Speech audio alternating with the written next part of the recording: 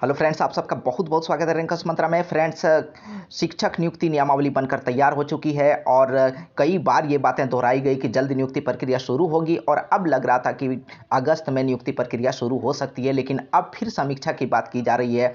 नियुक्ति नियमावली आने के बाद मैंने कई वीडियोज़ आप तक पहुँचाए और उसमें ये बात खास करके शिक्षक अभ्यर्थियों की जो शिकायतें थी आप तक उस बात को पहुँचाने की कोशिश की गई कि क्या क्या शिकायतें हो सकती है, क्या क्या विसंगतियाँ हो सकती है नियमावली में। खास करके अगर देखा जाए तो वेतनमान कम करने की बात हो या मुख्य परीक्षा की बात हो, ये दो बड़ी शिकायतें की जा रही थी शिक्षक अभ्यर्थियों के द्वारा। इसके अलावा भाषा हिंदी की बात की हो या फिर मैट्रिक और इंटर के झारखंड से होने की अनिवार्यता की बात हो, तो ये कई शिकायतें शिक्षक अभ्यर्थियों को रही है और इसके कारण मैंने कई बार ये बातें आप तक पहुंचाई कि इसके वजह से देरी हो सकती है नियुक्ति प्रक्रिया आरंभ होने में। तो फ्रेंड्स, यहाँ देखिए कि आचार्य नियुक्ति नियमावली की समीक्षा होगी और अब ये बात सामने आ चुकी है कि नियुक्ति नियमावली की समीक्षा की बात की जा रही है।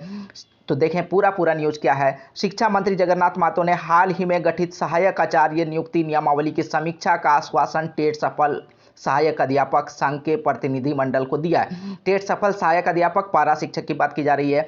5 सदस्यीय प्रतिनिधिमंडल की रविवार को शिक्षा मंत्री से उनके रांची स्थित आवास पर वार्ता हुई, जिसमें उन्होंने ये आश्वासन दिया। यहाँ पर देखें, बिल्कुल क्लियर बात है कि शिक्षा मंत्री ने आश्वासन दिया है कि समीक्षा की बात कही है और मंत्री ने कहा है कि अभी विभागीय सचिव राज्य से बाहर हैं, उनके लौटते ही सचिव और राज्य परियोजना निदेशक की उपस्थिति में सहायक अध्यापकों व शिक्षकों की संयुक्त बैठक बुलाई जाएगी। उक्त बैठक में उनकी समस्याओं के निराकरण का प्रयास किया जाएगा। बिल्कुल सकारात्मक यहाँ पर जो आपत्ति दर्ज की गई है सहायक अध्यापकों द्वारा, टेट पास सहायक अध्यापकों के द्वारा, तो बिल्कुल उस पर सकारात्मक रुख अपनाया है शिक्षा मंत्री ने कि बैठक की जाएगी और उनकी समस्याओं के निराकरण का प्रयास किया जाएगा। बता दें कि टेट सफल पास शिक्षकों ने नियमावली में कई त्रुटियों का सवाल उठाते हुए उनमें संशोधन की मांग की है और खास करके यहाँ 2 त्रुटियों पर उन्होंने सवाल उठाया है।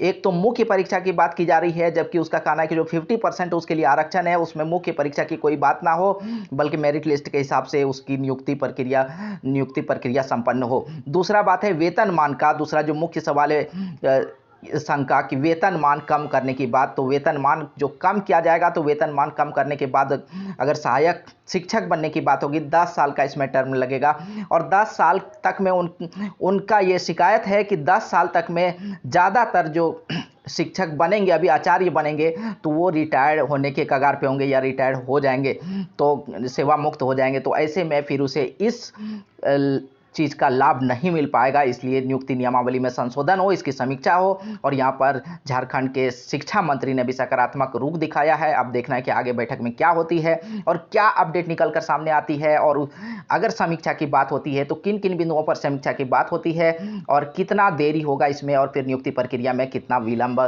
शुरू होने में कितना विलंब होगा। तो फ्रेंड्स, इसी तरह के अपडेट्स के लिए बने रह रैंकर्स मंत्रा के साथ, जुड़े रह रैंकर्स मंत्रा के साथ। और अगर अभी तक चैनल को सब्सक्राइब नहीं किए, सब्सक्राइब जरूर कर लें। धन्यवाद। जय हिंद।